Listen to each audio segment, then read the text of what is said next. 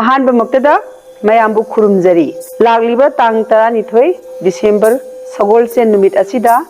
Delhi university की polo ground that is north campus ता निंगोल्स United progressive initiative Delhi ना नुपी लान की थौरम पांगथोक जगदौरी थौरम असिगी सरुक अमा ओइना मिनी सॉकर अमसु थमजरी मिनी सॉकर असिदा नुपी यूथ वर्सेस नुपी वेटरियन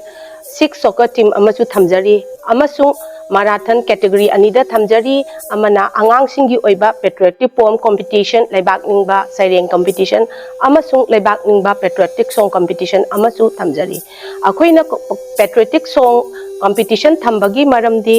मणिपुरदगी मपानदा लेख्रबा आंगांग सिंगबु हौगलइबा आंगांग सिंगबु ममा लेबाक नुक्सिबगी इहुल अमा हापगी पांदम अमगा लोइनाना पेट्रियोटिक सॉन्ग अमसु पेट्रियोटिक पोम असी थमजबनी अनिरक सुबह ओइना दिल्ली नुपीना इंडिया की नेशनल कैपिटल दिल्ली दा पांगथोक जगदोरिबा 85th नुपी लाल ऑब्जर्वेशन नुमित असिदा यामना नुंगाइबा वाफम अमना इंडिया की अतोप स्टेट तरेता लेबा नुपी लुपसिंगा कोलैबोरेशन तौजदुना नुपी लाल थौरम असी पांगथोक जगदोरी कोलैबोरेशन असिदा याउबिरिबा नुपी लुपसिंग अदुदी तखे लेमा तेंगबांग लुप अग्रतला मैतै नुपी लुप foundation Pune Manipuri in Kolkata women's wing indigenous Manipuri association इमा women's wing Guwahati Mumbai Manipuri association नुपी लुप अमदी